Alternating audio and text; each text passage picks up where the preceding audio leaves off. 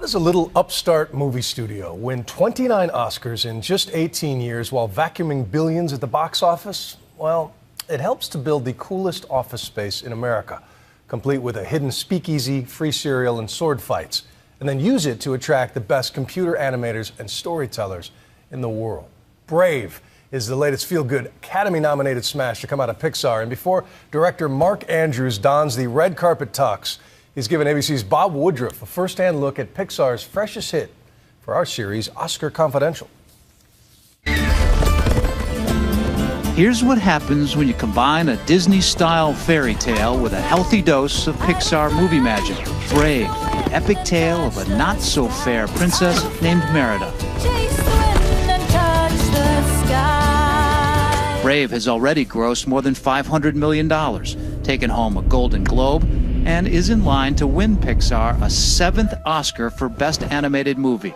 I am Merida, firstborn descendant of Clan Dunbro. Armed with a bow and arrow, Merida is a fiery red-headed lass whose battle is less with rival Scottish clans and more with her mother, who is unhappy that, unlike other Disney princesses, Merida has no intention of marrying a prince.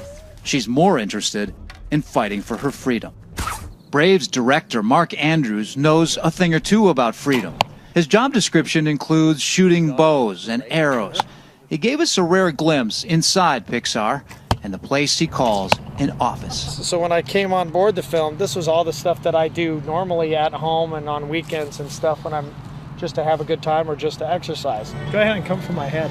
It may just look like fun and games, but this is how the filmmakers actually researched Brave. Mark wanted his animators to know how it felt to hold the weight of a sword so that they could recreate that reality in the film. I used the quillin to catch that. I could lock that sword down, do that, and then, use the other parts of my body to fight. So in the video we see of the film, is there something that looks just like that? Is it? Oh yeah, there's that sword catch. Merida! With Fergus, and I catch down, and Merida comes right like that. He's bye-bye, night-night.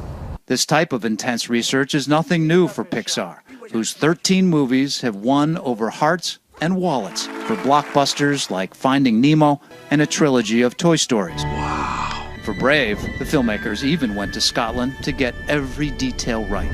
Going to Scotland, to see Scotland, to lie down in the heather, and that's how they get out of the wind, or to see how dark the water is, that changes the person. That's a characteristic. We put that in the film. That helps make this story, those details, real, so an audience wants to be swept away and go to these places, not superficially. But what really stands out in Brave is Merida's fight against her parents' plans to get her married. I don't want to get married. I want to stay single and let my hair flow in the wind. And her curly, fiery red hair. Why red hair? We want to see her in every frame of the film like that. For Pixar, this is also their first fairy tale. Movies they've never liked before. Honestly, my memory is I was the one that would walk into the room and say, I hate fairy tale movies, and you've got to make it be something that I would want to enjoy. And so I was sort of throwing the gauntlet down as the test case for, can you make people that wouldn't normally want to go to a movie that has castles and princesses in it want to go see it? In 2006, Pixar was bought by ABC's parent company, Disney. This studio stands as a citadel of creativity. Steve Jobs designed this atrium to get people out of their offices and mingle, to cultivate ideas. Although Pixar has developed incredible software, John Lasseter, the chief creative officer, told Nightline's Bill Weir 2 years ago that their real goal is to be remembered mostly as storytellers. We never wanted the technology to be the thing that people were interested in. It's a story, and it's the characters. In Brave, that old adage may be truer than ever. It's the first Pixar film with a female protagonist. She is a dynamic character. She's always in motion. She's kinetic. And that keys into her teenageness, That's a time of growth and adventure and action, and she's in this transition.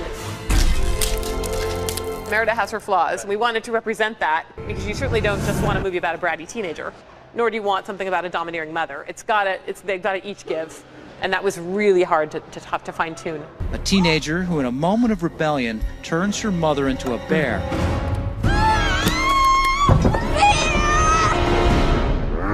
and spends the rest of the film trying to save her. Why did you come up with this idea that the mother would be a bear? Does that show her stronger? Yeah, I mean, first of all, there's the protection element. There's no one more powerful than a mother bear protecting her young. So there's that protectiveness. As they have so many times before, Pixar has pushed creative boundaries as far as they can. And this is where the fantasy begins with a bunch of grown-up kids. For Nightline, I'm Bob Woodruff in Emeryville, California. And you can see how Brave fares on Academy Award night right here on ABC, February 24th. The big show airs. Thanks to Bob.